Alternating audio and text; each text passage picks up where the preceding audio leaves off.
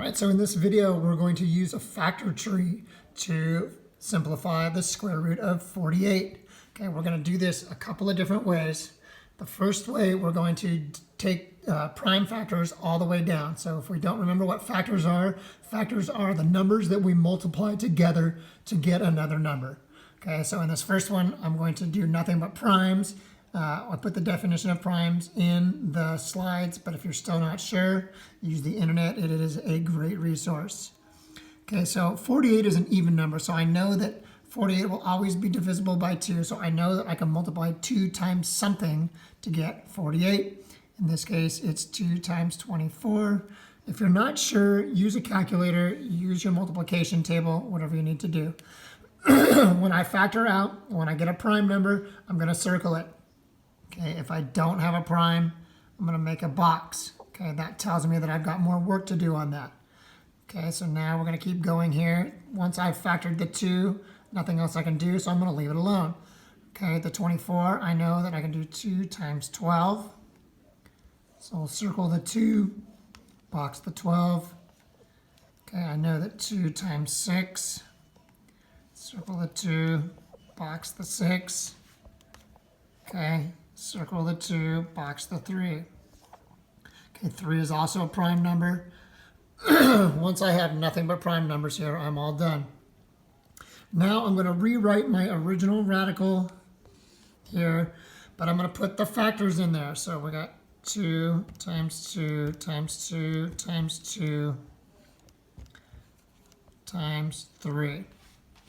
Okay, so once I have this, now when I see this, I'm looking for pairs of factors that I can factor out, because 2 times 2 is 4, and the square root of 4 is 2. So that's why I'm looking for pairs, and you're going to see what we do.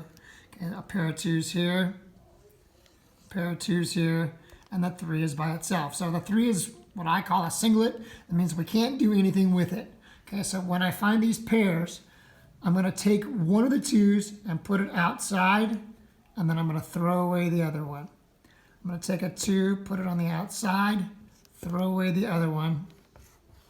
Okay, there's a 3 left here by itself. I can't do anything with that, so it stays inside. Okay, so my final answer here.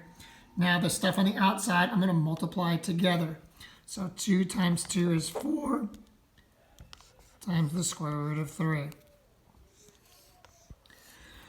Okay, and the way I know if my answer is correct, I take this outside number and multiply it by itself one time. So 4 times 4 is 16. 16 times 3 is 48. Okay, so I know this answer is right. Okay, so that's one way to do this. There are several ways. Now we're going to look for, since we're just trying to get the square root here, we don't necessarily need to find all the prime factors. Okay, what we're really looking for is pairs of factors. So what I want you to look for are perfect squares, okay, that might show up here. So find a perfect square that goes into 48.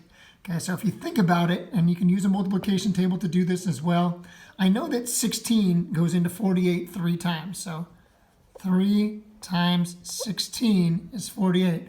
Well, 3 is a prime number, so I know I'm not going to do that anymore. Okay, 16 is not a prime, but hopefully I want you to recognize that 16 is a perfect square. What 2 numbers can I multiply together to get 16? 4 and 4. Okay, no, these aren't prime, but when I go to a side here and I go to factor and I have nothing left but a pair of numbers here, stop. There's nothing left for you to do here. Okay, so we can rewrite our radical.